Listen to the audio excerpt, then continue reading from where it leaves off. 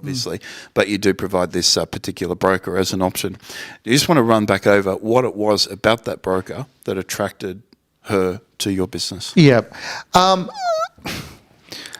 We deal with a lot of brokers, and I'm not an expert in brokering, right? But we've got an enormous network, or a big network of brokers that we deal with. And what I find in construction, the process is quite different when it comes to construction loans compared to just buying an existing property or apartment or whatever sort of real estate they're being involved. So because we've been growing so fast as an industry, it's been booming, it's been really busy for the last few years, right?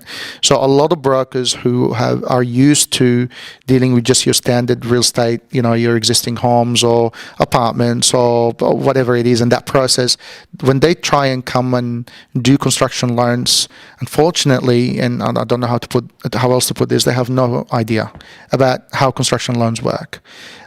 When you're doing construction loans, you got to really understand the construction process, and very few brokers actually spend the time to educate, because that's a product and you're dealing with a lot of builders, and there's no point of trying to bend every builder out there to what you do.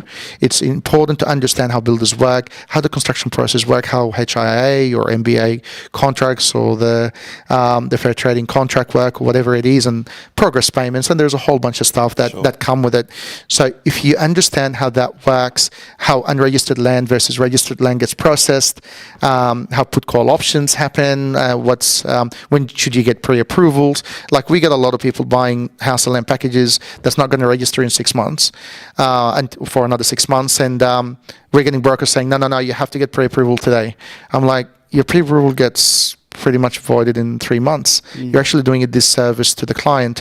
But again, I'm not an expert, I don't know, but I think the reason we sort of chose to refer, because we can't recommend anyone. At the end of the day, it's up to the client to make their own decision. I'm a big believer in that.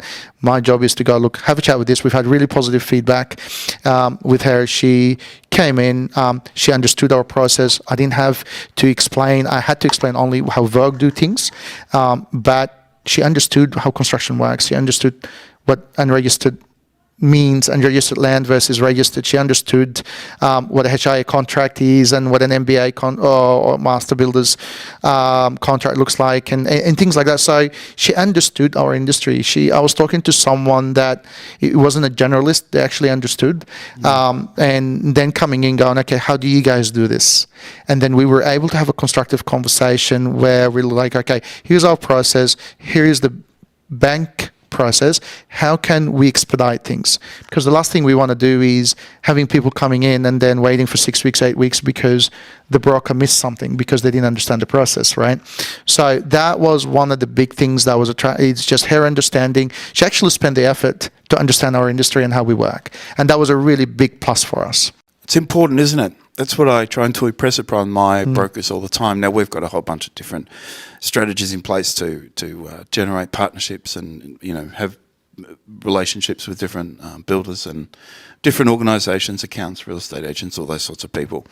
In fact, one of the things in our marketing guide, which is probably up or below us, it's a big long guide, 550 pages, man. It's 600 pages almost. Yep, must be a good One read. of the things I suggest is to forge a relationship with a real estate agent, for example, a mortgage broker on first contact, is to do a podcast like this. Yeah. There's no better way of getting to know someone and adding true and real value to their business and sitting down with them and talking to them about the industry, and then maybe doing 2 or 3 more before you know it. You've forged this very professional connection and essentially a bilateral financial arrangement that takes place, or at least a cooperative arrangement that takes place.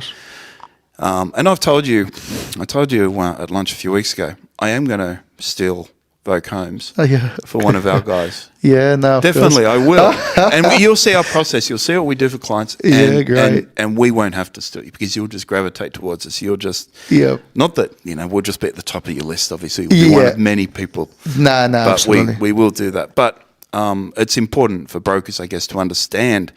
That this girl did put in the time to research your business and research how the process works. She didn't come to you naked and blind. No, that's right. So she understood. And again, for all those brokers listening, that is super important. You don't make a cold call. And you always go on research competition as well. You know, if you are going to a display village, don't go, and you're looking at perhaps working with one group, go into all of them, understand the landscape and the differences, the variances, and so on.